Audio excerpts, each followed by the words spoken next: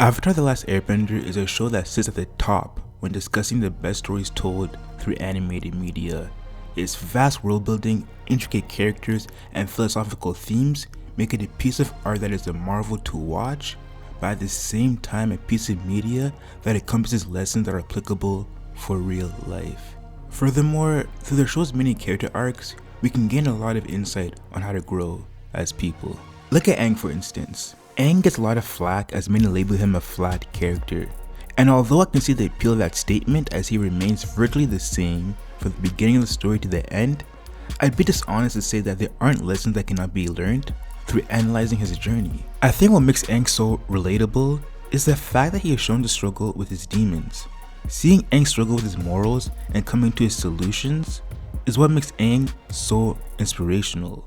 See, what draws me to Aang is that his biggest battle is not one of strength, but of his mental. And at the time of the release of the series, that type of storytelling was unusual, especially for children's TV. But out of all of Aang's demons, the most potent one is Aang's inner demon of sloth.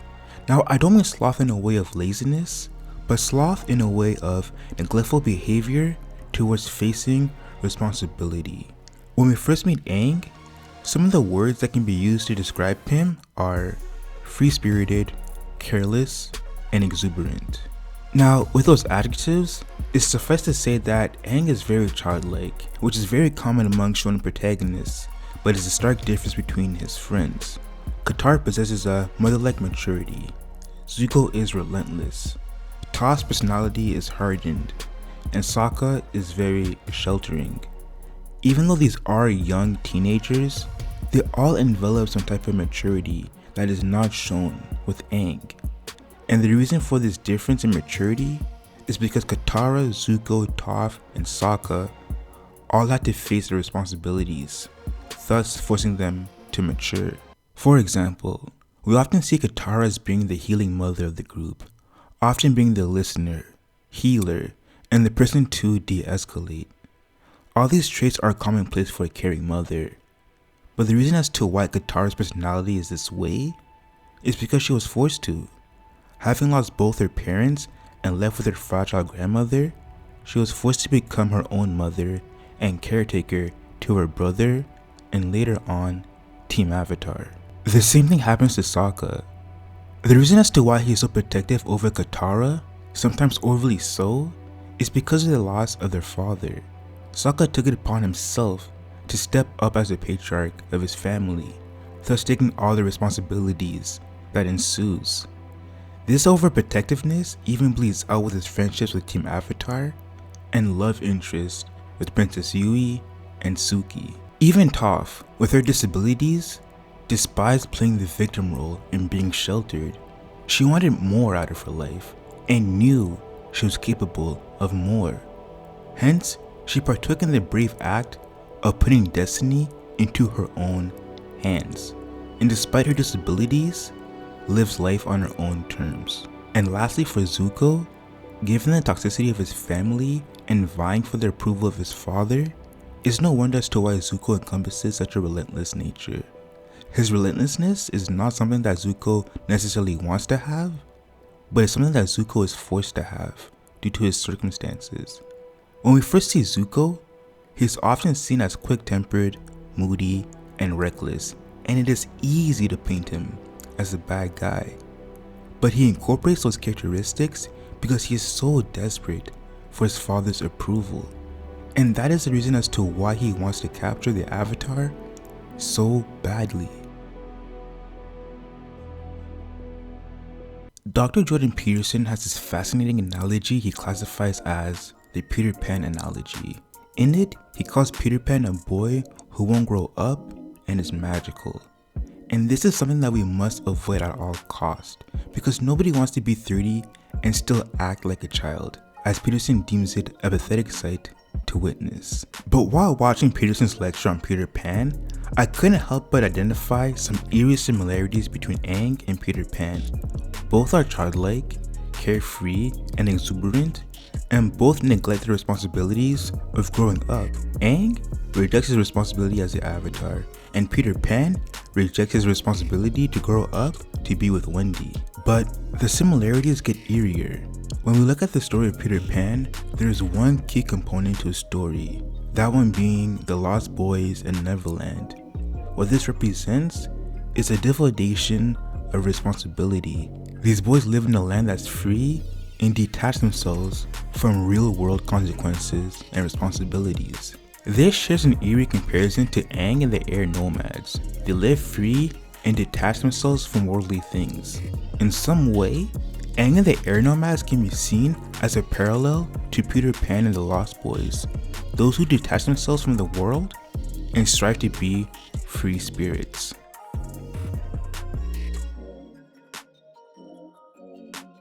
In Season 3, Episode 19 of Avatar the Last Airbender, Aang is distraught with his upcoming duel with Fire Lord Ozai, and is fighting with his responsibility to put an end to him. Looking for guidance, he calls upon 4 of the previous avatars for advice. The first avatar Aang summoned is Avatar Roku. Now this initial meeting with his predecessor is significant for the reason that it encourages Aang to develop his decisiveness. This is one key component that Roku feels he gravely failed at, and because of his failure, he guilts himself as a sole proprietor as to why the 100 Years' War still lingers.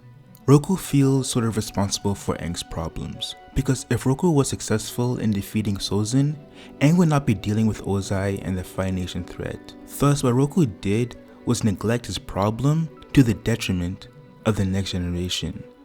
And this all ties up to the theme of this video, being sloth and the neglecting of responsibility. It was Roku's responsibility to take down his former friend, Sozin. However, due to his inability to uphold his duty as the Avatar, he inadvertently started the 100 Years' War, which saw the genocide of the Airbenders and now the tyranny of Ozai. Therefore, Roku is a perfect example of how lack of responsibility can be dangerous. If your burden is not taken care of, there is always someone else has to pick up after you. And in this case, the world and Aang had to pay for the price of Roku's failure.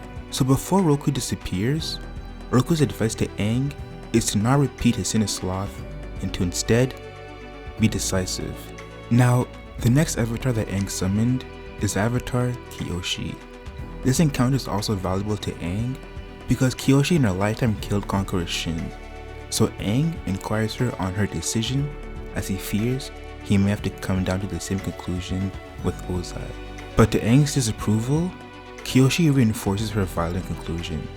Kyoshi states that she had to kill Shin as a necessity to bring balance and peace to the world, and as the Avatar, she must do whatever it takes to maintain that order. Now Aang disapproves of this message because it is a harsh truth that he must swallow.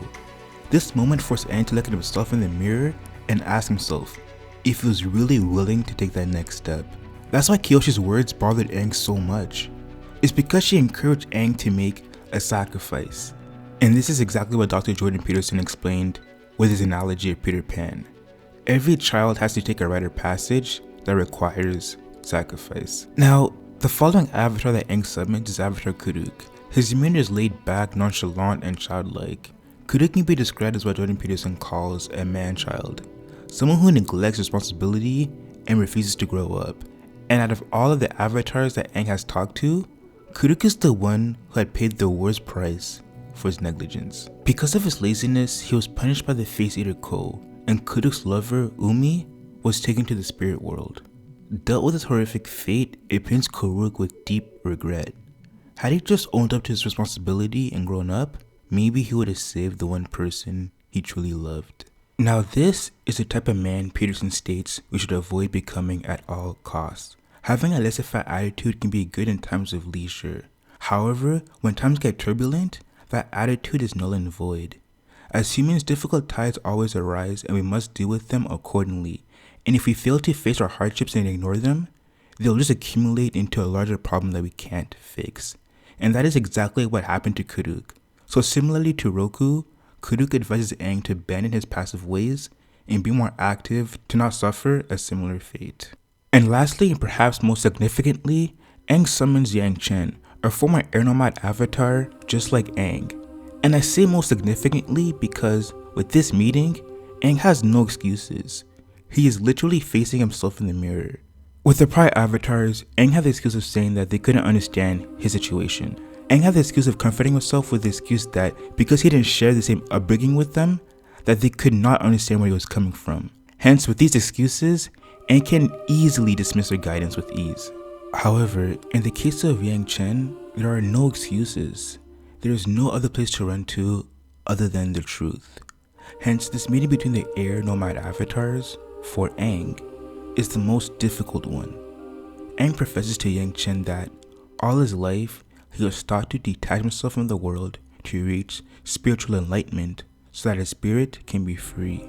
However, much to Aang's disappointment, Yang Chen shuts down his grievances. Yang Chen states, as the Avatar, it is Aang's duty to do the complete opposite, and he must complete this duty not out of if he feels like it or not, but as his obligation.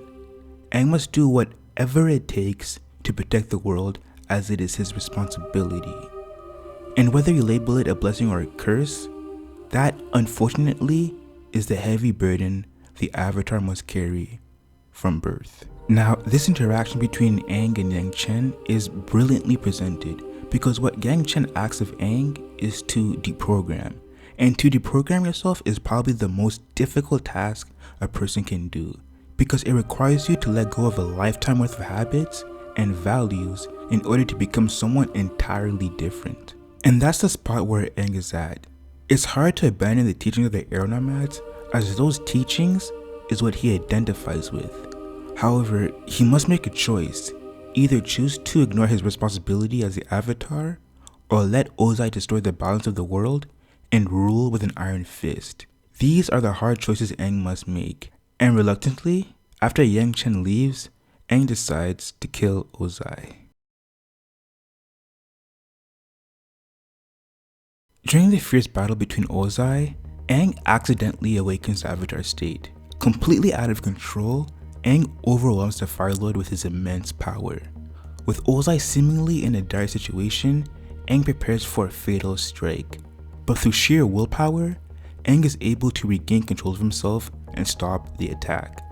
Aang then mercifully unbinds the Fire Lord, stating that he refuses to resolve this duel through violence. Ozai mocks the Avatar, laughing at how incongruent it is for the strongest force in the world to simultaneously have such weak resolve to kill. And with Aang's back turned, Ozai tries to strike, but through reading his movements, Aang stops him and takes away his bending. Now at this moment, I'm truly conflicted. From one point, I can see this as being a cop-out from the writers, and Aang not really learning his lesson.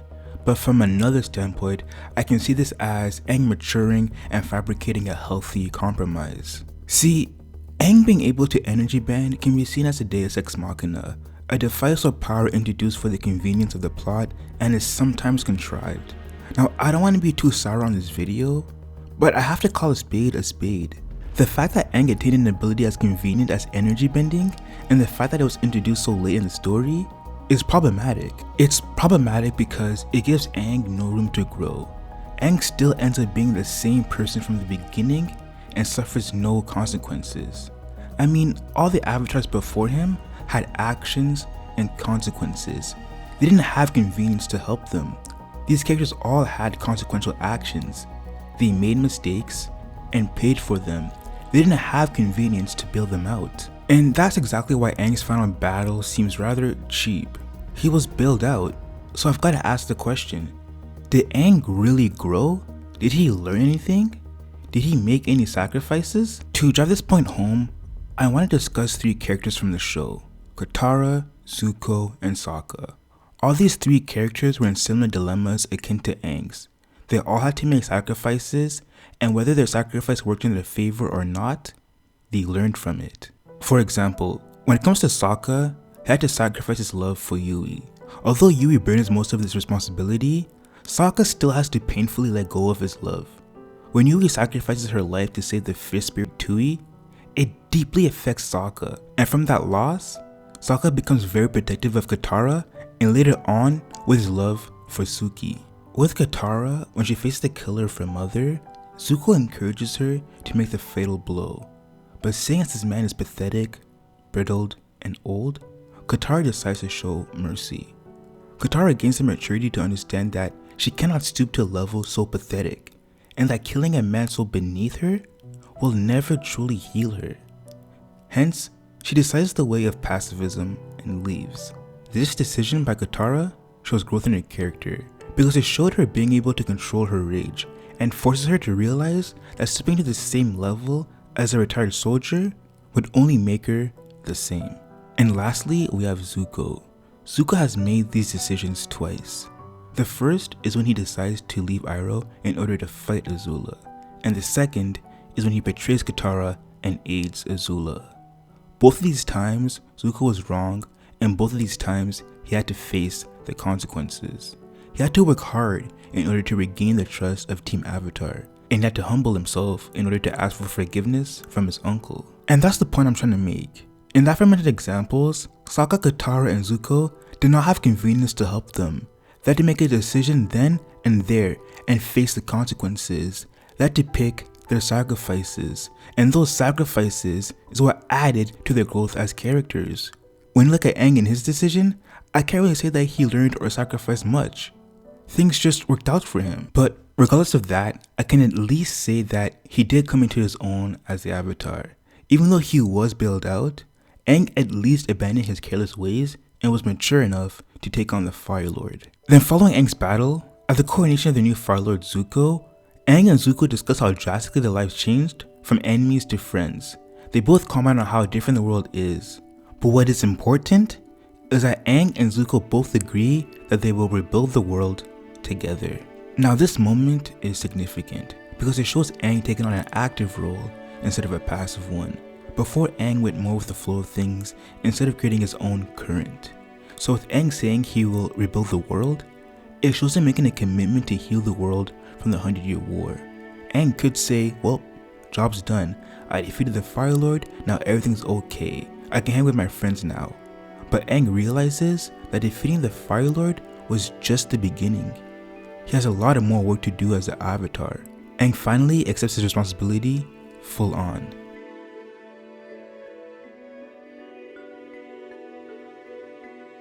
So what can Aang's journey teach us about life? Well, I believe that combined with Jordan Peterson's lecture, we can gather that the ability to make crucial decisions and making sacrifices are sort of a rite of passage for growth and maturity.